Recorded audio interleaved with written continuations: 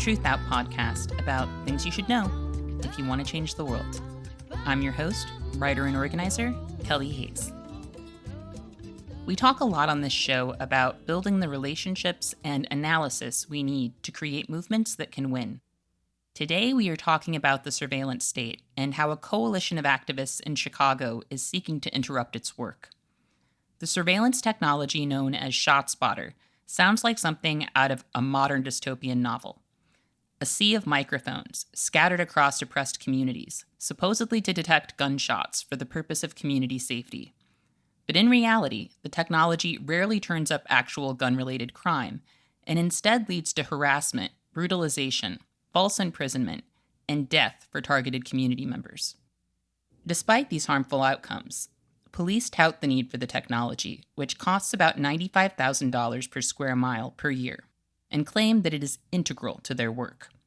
The company itself argues that the use of its tech should be expanded, and that schools should also be blanketed with microphones as a form of early detection for school shootings.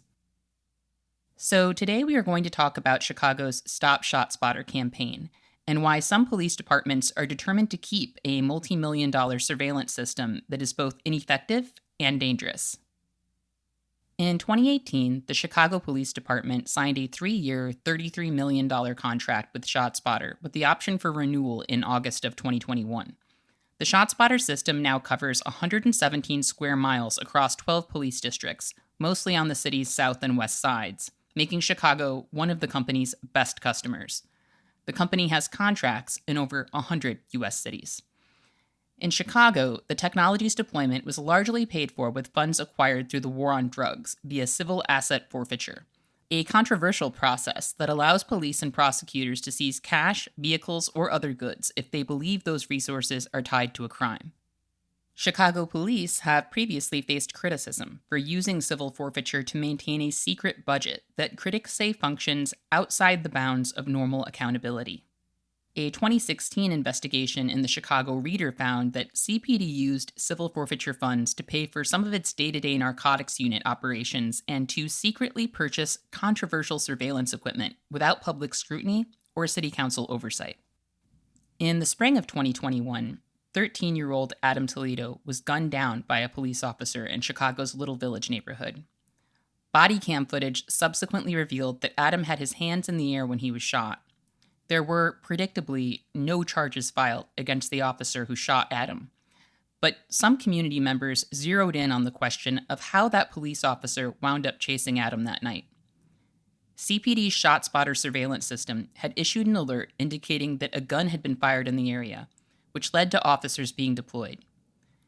In the wake of Adam's murder, some Chicago organizers began to converge around the goal of eliminating ShotSpotter's contract with the city. One of those organizers was my friend, Freddie Martinez, who is co-founder of Lucy Parsons Labs in Chicago and a co-author of that investigative report about civil asset forfeiture. Lucy Parsons Lab is a collaboration between data scientists, transparency activists, artists, and others who take an abolitionist approach to research, technology, and digital rights. LPL is also a major resource to organizers and journalists in the city of Chicago when it comes to understanding the scope of the surveillance Chicagoans face. Most people have never heard of ShotSpotter or the context in which these systems are being deployed, so I asked Freddie if he could offer us some background.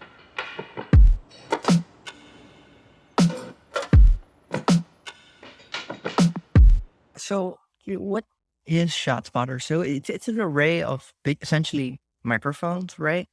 And using acoustic sensing and different physics techniques. They're supposed to say that like we detected this gunshot, and then what happens is when the microphones pick up a number, they send it to an analyst, some person who's sitting in some customer support office, who then would listen to the sound, and then pushes a notification out to people on the ground, police officers, who then sort of respond, thinking that there is a armed person, quite potentially dangerous situation, and so that's kind of how the system looks overall. The problem with ShotSpotter is that there has never been any kind of evidence that any research that it actually functions in large cities. So how do you differentiate between gunshots and a car backfiring or fireworks? In fact, they don't. They just turn it off on the 4th of July. So so that's the first part. The second part is that we really have no idea where there are errors in some of these processes, right? There's obviously human error. There's error in the detection algorithms that the company has written. And then there's sort of this idea of like what happens after the alert goes out, right? And so you have cops that are responding to these alerts, dozens of times a day. And we basically have like no evidence of what happened after these alerts go out. And the reason for that is that ShotSpotter claims that it's something like 97% accurate. And the way that they get to that number is quite clever.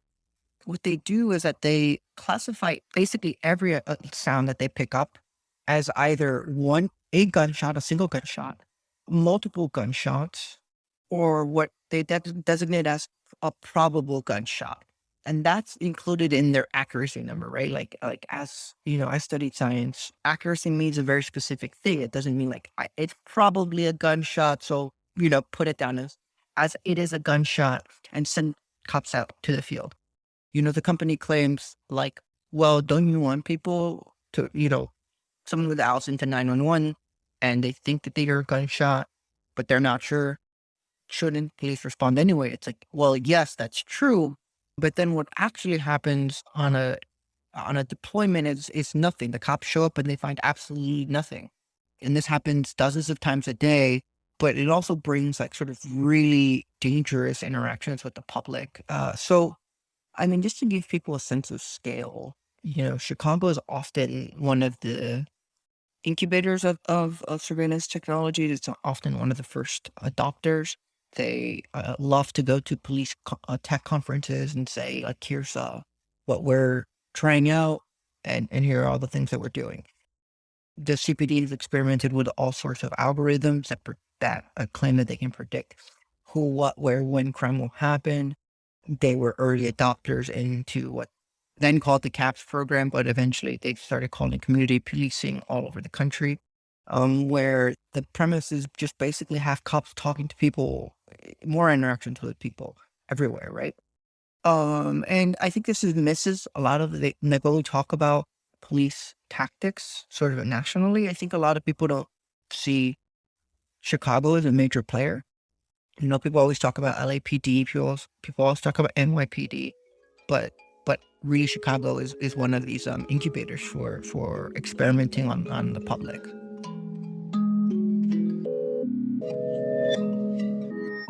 So, as Freddie explained, ShotSpotter claims that its product is 97% accurate, and supporters of the technology, including police departments that want to keep the tech, are quite prone to uplifting that number.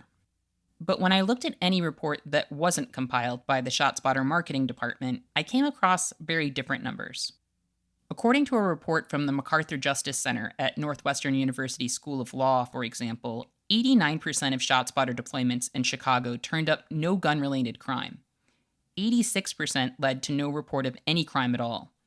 The report indicated that over the 21 and a half months researchers studied, there were more than 40,000 dead-end ShotSpotter deployments in Chicago.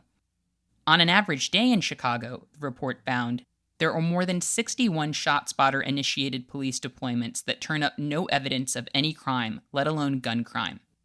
That study was conducted between July 1st, 2019 and April 14th, 2021. In August, Chicago's Office of Inspector General's Public Safety section reported that the police department data it examined does not support a conclusion that ShotSpotter is an effective tool in developing evidence of gun-related crime. The report indicated that between January 1st, 2020 and May 31st, 2021, about 50,000 probably gunshot alerts were issued by ShotSpotter in Chicago, each of which resulted in Chicago police being deployed. The report found that out of all those deployments, a total of 4,556 incidents in which evidence of a gun-related criminal offense was found. That represents 9.1% of CPD responses to ShotSpotter alerts. But when we talk about what we know about ShotSpotter in Chicago and how organizers have been able to seize upon this issue, we should highlight the fact that activist researchers have been sizing up the surveillance state in Chicago for years, including ShotSpotter, using the Freedom of Information Act in addition to other methods. Lucy Parsons Labs has gained quite a reputation in Chicago for its in depth research and dogged cataloging of details that politicians would rather keep buried. When Adam Toledo was killed, organizers like Freddie were able to offer immediate assistance to people who wanted to understand the surveillance system that set Adam's fatal police encounter in motion.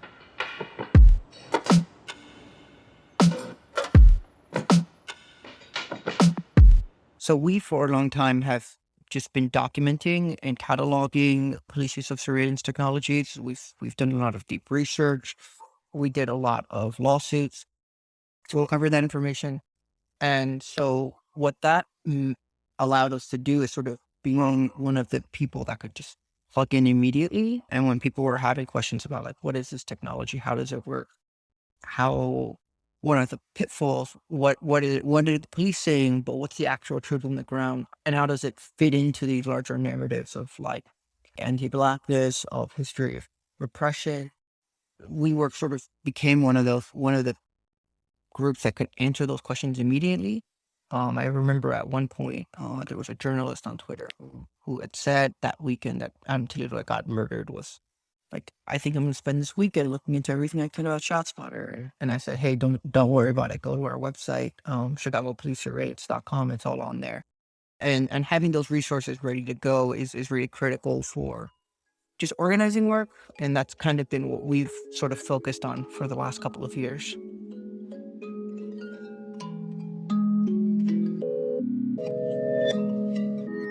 I also spoke with Alex Goodwin, an organizer with Chicago's local Defund CPD campaign and the deputy campaign director for the Action Center on Race and the Economy. When we spoke, Alex told me she's committed to eliminating the ShotSpotter contract, not simply because the product is ineffective, but also because it's part of a racialized and deadly system of surveillance that brings violence upon Black and brown people.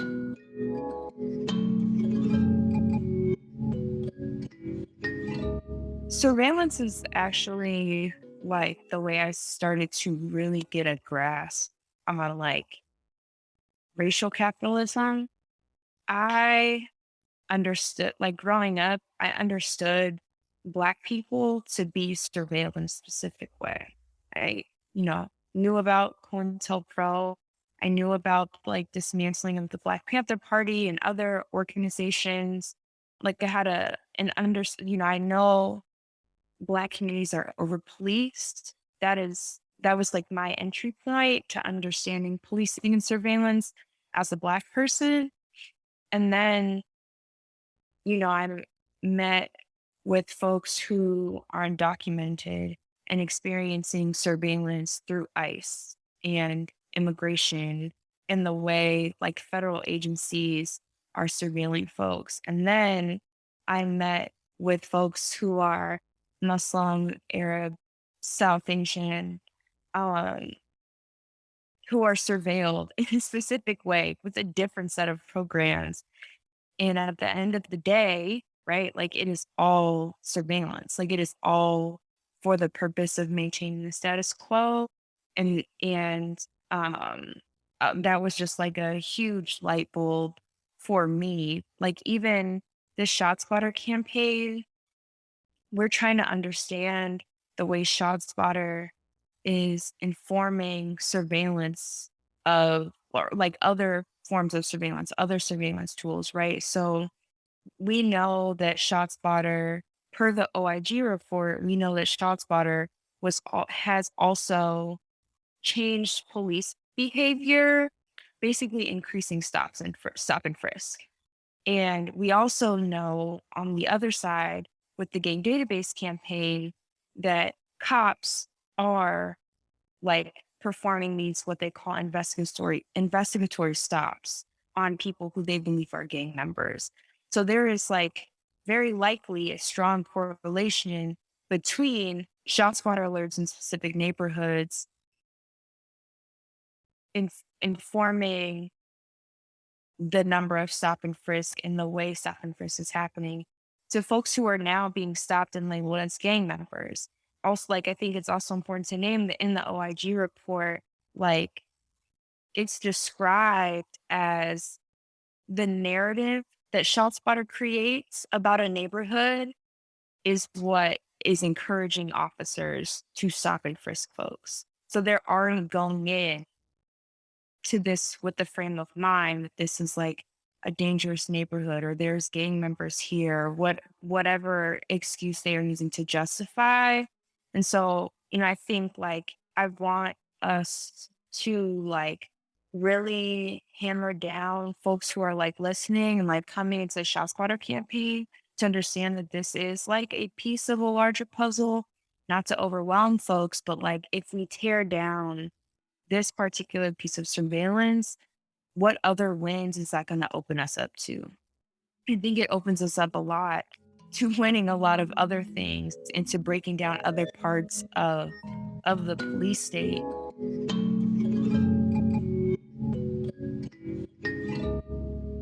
One of the things that the campaign talks about is that, ShotSpotter is not actually a public safety solution for a number of reasons. One of them being it's sending police in and making situations worse and more violent. Acre, my day job, did a report called called 21st Century Policing, the rise and reach of surveillance and police technology. And in that report, we had a chance to highlight ShotSpotter, and that came out earlier this year. And then I want to say around the same time in Chicago was the like very untimely death of Adam Toledo, a 13-year-old who lived in Little Village, who was killed by the Chicago Police Department because a ShotSpotter alert took them to his location. And, we talk a lot about justice for families and justice for people in communities who have been impacted by police violence. And it just kind of felt like in that moment, like we had no choice except to work to cancel the contract. Because I just, as a mom of two myself, I cannot fathom. It's really hard for just the sheer amount of anger that I feel for Adam's mom. I can only imagine how she feels and how other families feel, how other communities feel when they've like lost somebody to police violence, when these are things that could have been avoided if we were not investing money in policing and if we were not investing money in surveillance, but instead investing that money into things that communities are asking for and demanding, right? It's not, for some reason, it is so difficult for them to find money for housing and mental health, but it is not hard for them to find money for police. And that is also, I think, one of the issues that we want to raise with this campaign.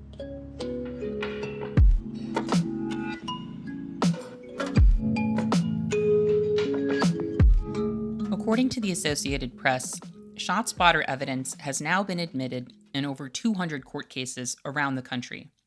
Reports prepared by ShotSpotter staff have also been used in court to make dubious assertions about whether defendants fired at police or how many shots were fired during a particular incident. The AP's investigation also found that the system can miss live gunfire right under its microphones or misclassify the sounds of fireworks or cars backfiring as gunshots. 65-year-old Michael Williams spent nearly a year in Chicago's Cook County Jail, facing a murder charge on the basis of evidence mined from ShotSpotter. A silent clip of security footage showing a car driving through an intersection and a noise picked up by ShotSpotter's sea of microphones were the only evidence against Williams, who eventually considered taking his own life to escape the torment of incarceration. Prosecutors, who initially claimed ShotSpotter's secret algorithm had cracked the case, eventually asked a judge to dismiss the charges against Williams, citing insufficient evidence. The ShotSpotter contract was discussed at a recent meeting of the Chicago City Council, and activists I spoke with had strong feelings about the arguments police and ShotSpotter representatives made in defense of keeping the contract.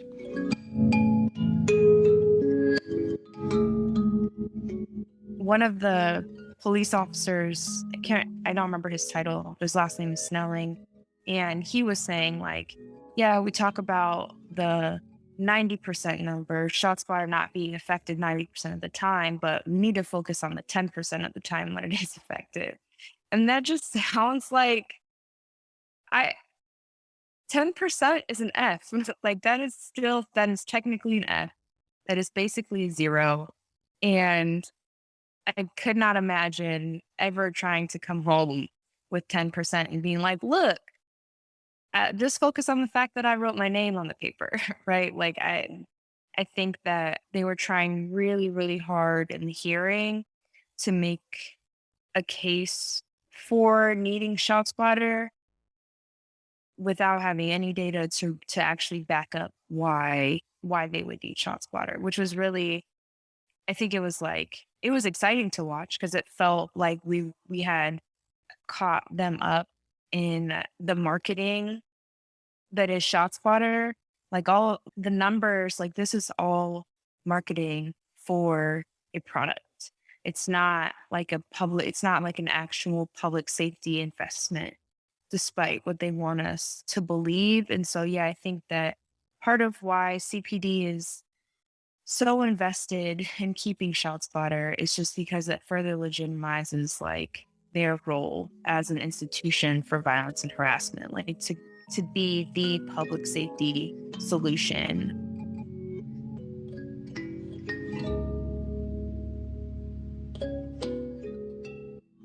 The ShotSpotter people actually said at the hearing, they're like, we're relying on data. Data is neutral. Data is objective. We're only going off of data. And like literally all of us just started like pulling our hair because anyone who knows who studies crime and sociology knows that like data is not neutral, right? But that's where our opponents are, right? They will say anything as a way of obfuscating like what they're really doing, right? They'll say these things that everyone who's acting in good faith would never claim, right? I would never claim that data on crime is neutral in any way. And one of the things that they kept saying over and over at the hearing was like, what happens about the one, the one time that someone is like, is responding to a ShotSpotter alert and they find someone that's injured. And that's why this technology works. And that's not a good way of making public policy, right? Like I have to make the joke that like one time I was able to buy Christmas presents because I picked up $400 that someone had dropped outside of the Target, but that's not how bills get paid, right? And so when we were talking about the difference here about like what true public safety looks like and investing money into mental health and violence and eruption programs instead of ShotSpotter, it's precisely because we see that there's this marketing set talk 97% accuracy. And then what happens with CPD responds 96 or 91% of the time, they don't even write a report. They don't even open any kind of investigation. There's no shell casings. There's nothing for them to do.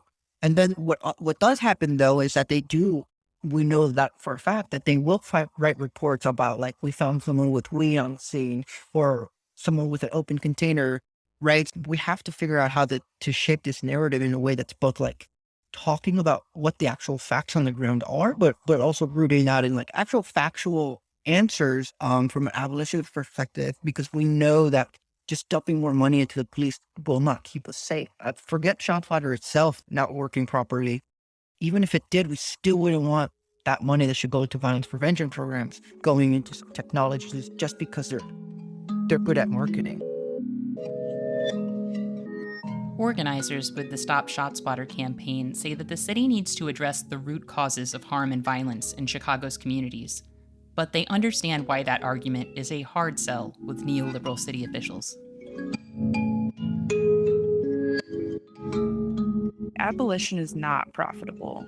And Chicago is a business relationship for ShotSpotter. Chicago is the second biggest contract. And we're the city to invest in like things that community identifies as like true public safety. ShotSpotter wouldn't make money. It would probably lead us to finally reckoning with the fact that we need to lay off police officers. Like once we start recognizing that a lot of this is profit driven and like moving on the fact that a lot of policing is profit driven, the institution would fall apart. I also think that it's important to name too that like as calls for abolition and defund have gotten louder, the reform industry is like booming, right? Because we're again like we're we to move towards abolition, there's a number of industries that would fall because of that. So I also think that like this is also about business relationships. Chicago Mayor Lori Lightfoot often portrays abolitionists and other critics of police as out of touch and insensitive to the plight of neighborhoods that are besieged by crime and violence. It is, in fact, a common criticism of prison and police abolitionists and of the movement to defund the police that demanding disinvestment from the police is a privileged white perspective. But most abolitionists are not white, and the ideas that propelled this work were incubated by black and brown people who were subject to the very violence they were critiquing. This remains true of most abolitionist organizing today, including the Stop ShotSpotter campaign.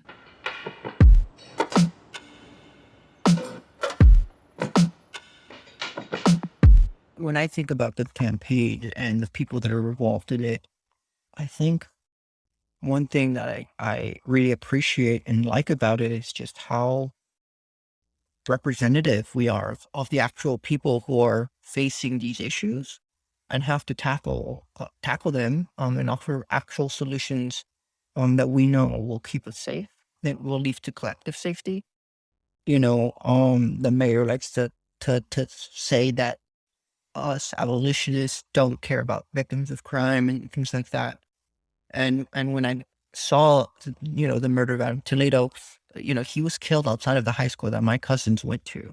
I know that neighborhood. I'm from that neighborhood. I grew up in that neighborhood. And in a lot of ways, I think that coming to this campaign is a way of both like trying to do something for me personally, going back 20 years or 25 years and wishing I had lived in a neighborhood that was safer, but also realizing that like the solutions are going to come from people like me and like people from like Alex and all of us, right? Because like, I mean, we have to be involved because ultimately like we keep us safe, as they say. So that's one thing that's been sticking with me a lot, thinking about the campaign and some of the work we've been doing across the city. Amid public debate about the contract's renewal in August, activists and members of the Chicago City Council learned that the city's ShotSpotter contract had been quietly renewed back in December. Some members of the City Council objected to the administration's lack of transparency, with one alderman calling the renewal an abuse of authority and power. While City Council members talk about how to prevent similar incidents in the future, organizers with the Stop ShotSpotter campaign are reminding the public that the contract is still vulnerable.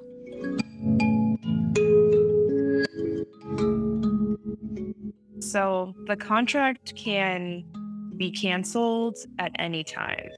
There's no legal like penalty, there's no fines. If city council does not appropriate the money, the contract is canceled. And so for folks in Chicago, we need folks telling their city council member by calling them or emailing them or tweeting at them. Alderwoman Pat Dowell does not like to be tweeted at, so I would highly suggest you tweet at her. But we're like letting them know that folks like we don't want ShotSpotter in our wards. We don't want the city paying $9 million for this technology. We want $9 million invested in structural solutions, in community-led violence interruption and prevention, like the Peace Book, for example.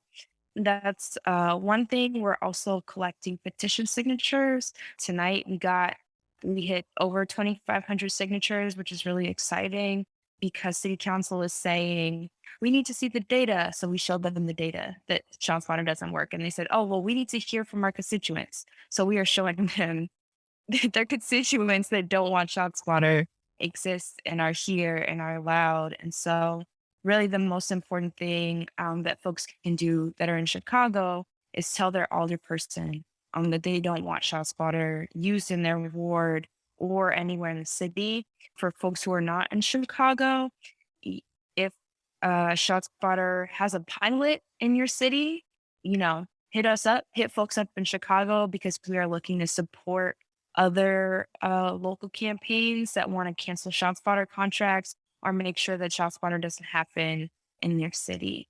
Also, I would also highly suggest tweeting at Ralph Clark, who is the CEO of ShotSpotter. This man makes $1 million a year. He lives in the hills of Oakland very comfortably and is profiting off of the harassment and surveillance and gun violence of Black people and Latinx people in Chicago and around the country. And that is just not right on so many levels.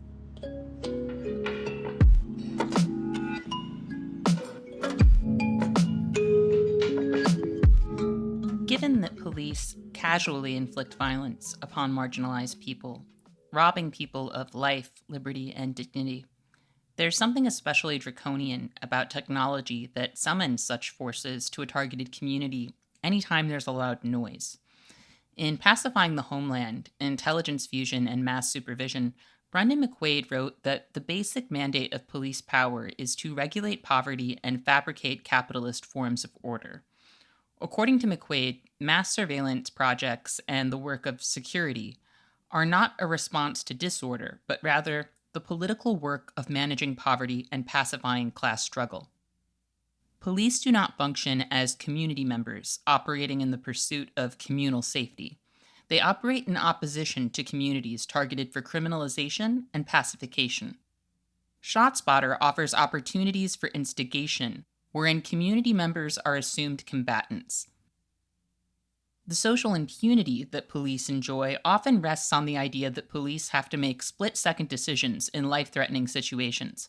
ShotSpotter manufactures the urgency of an active threat, offering situations where there is likely no risk, but where police can operate within a narrative of extreme risk.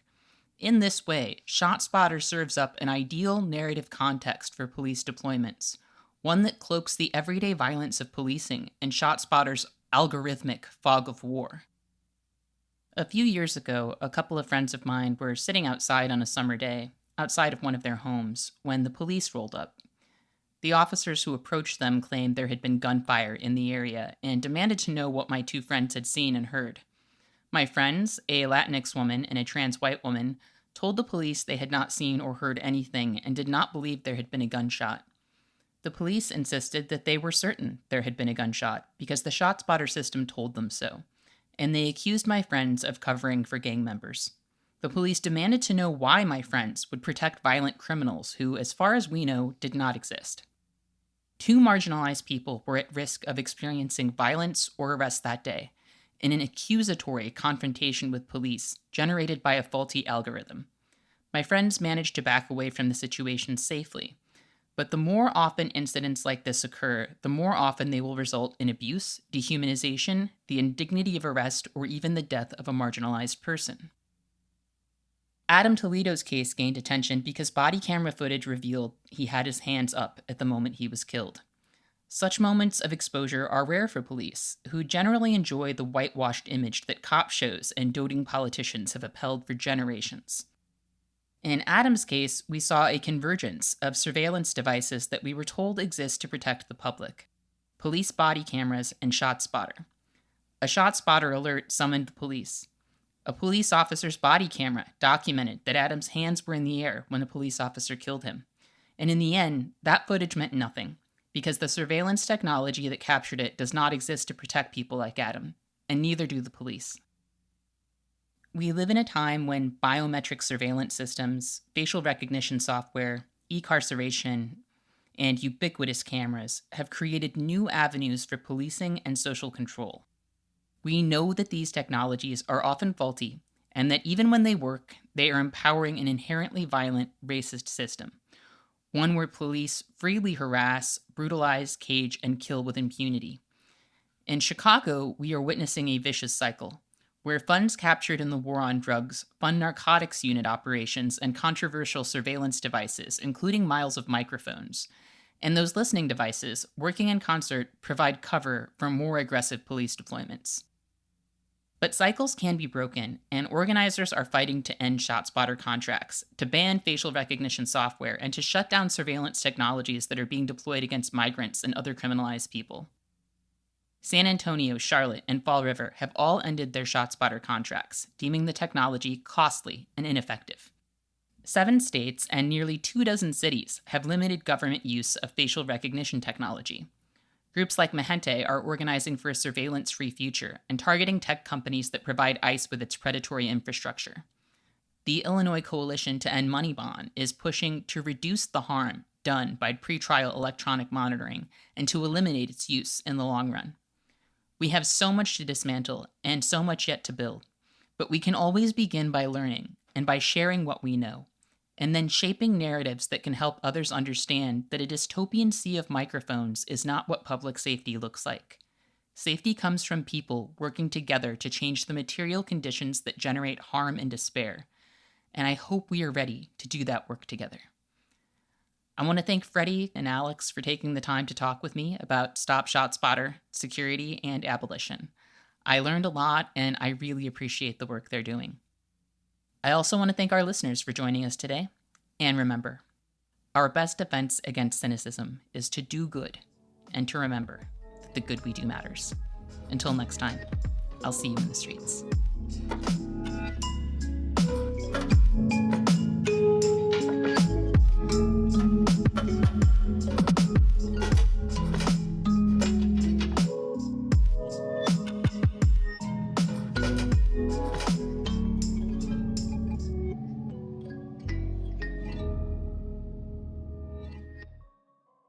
Thank you for listening to Movement Memos. This show wouldn't exist if it weren't for TRUTHOUT, and TRUTHOUT's independent news and commentary wouldn't exist without listeners and readers like you.